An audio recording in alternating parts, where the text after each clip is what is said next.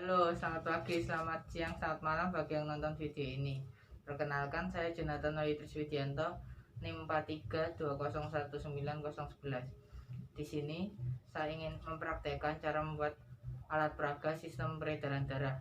Tapi sebelum memulai praktikum, sebaiknya kita mengenal apa itu sistem peredaran darah manusia. Sistem peredaran darah manusia memiliki fungsi untuk mengedarkan darah yang mengandung kaya akan oksigen dan nutrisi ke seluruh sel dan jaringan pada tubuh manusia.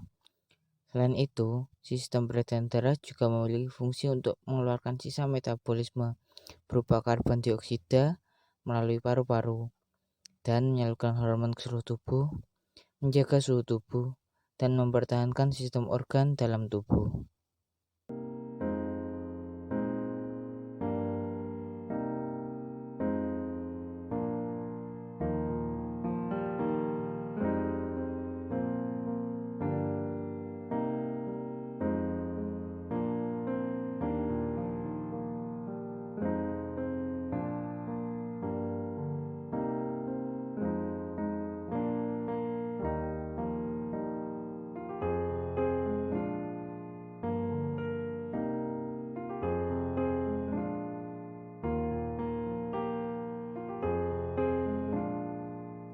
Kemudian dipanaskan gunting dengan api, lalu dilubangi bagian tutup botol dan bagian bawah botol. Kemudian 6 botol tersebut yang telah disiapkan dilubangi bagian atas dan bagian bawah. Lalu satu botol yang lebih besar dilubangi pada bagian atas saja.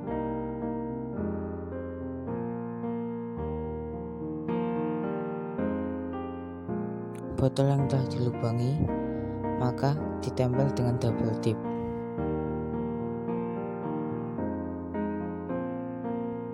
Kemudian botol yang telah dilubangi dan disiapkan ditempel pada papan yang telah disediakan seperti berikut. Kemudian diambil selang dan dipasangkan pada botol-botol seperti video berikut.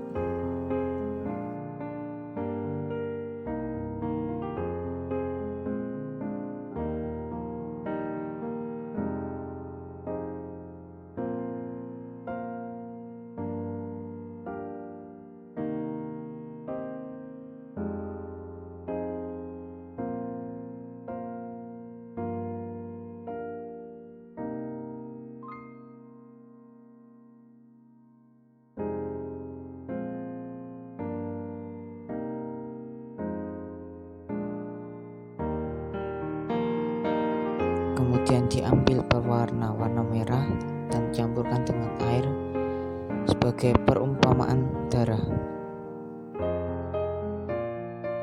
Setelah itu disiapkan HVS dan spidol, kemudian tulis bagian-bagian sistem peredaran darah seperti berikut.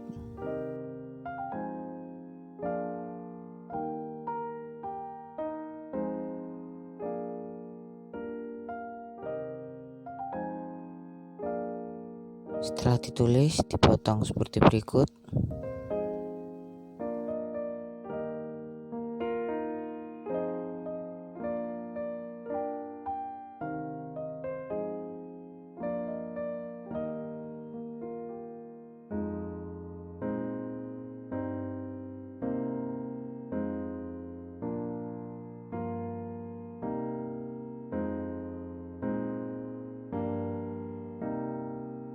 Potongan telah selesai, kemudian di double tip bagian belakang. Setelah ditempel seperti berikut, kemudian cairan yang berwarna merah tadi sebagai pembuluh darah dimasukkan dalam botol yang besar pada rangkaian seperti video berikut.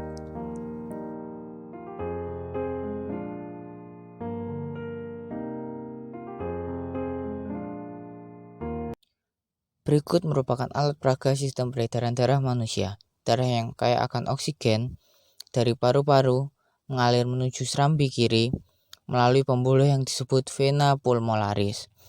Kemudian darah mengalir menuju bilik kiri. Dari bilik kiri dipompa menuju jaringan organ. atau pembuluh kapiler pada organ-organ setiap tubuh manusia. Kemudian darah yang dari pembuluh kapiler yang kaya akan karbon dioksida mengalir menuju serambi kanan melalui pembuluh yang disebut vena cava inferior. Kemudian mengalir menuju bilik kanan. Dari bilik kanan darah yang kaya akan karbon dioksida dialirkan menuju paru-paru melalui arteri pulmonaris. Berikut mari kita contohkan bagaimana jantung memompa darah dari bilik kiri. Darah dari bilik kiri mengalir menuju jaringan organ atau pembuluh kapiler, kemudian mengalir pada serambi kanan, dari serambi kanan kemudian pada bilik kanan, dari bilik kanan darah kita lihat mengalir pada paru-paru. Dari paru-paru darah yang kaya akan oksigen yang telah diproses oleh paru-paru kembali lagi menuju serambi kiri. Berikutlah kita saksikan praktikum. Lalu bagaimana darah bisa mengalir di dalam tubuh manusia? Mari kita lihat video atau gambar bergerak berikut.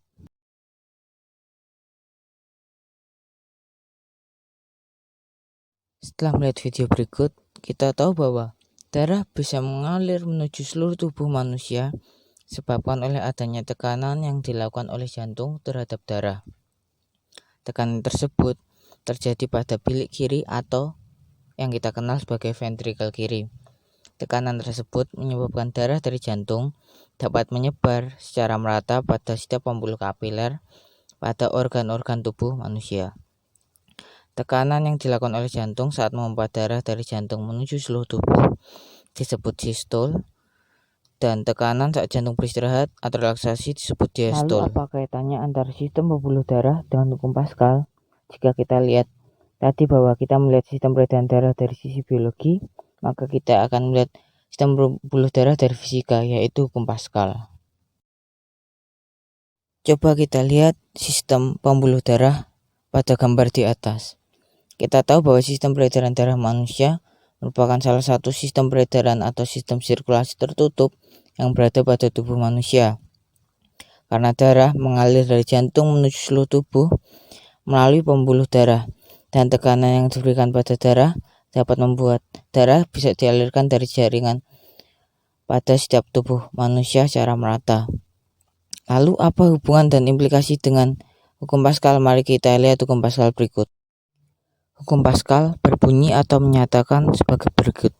Tekanan yang diberikan pada zat cair di dalam ruang tertutup akan diteruskan ke segala arah dan sama besar.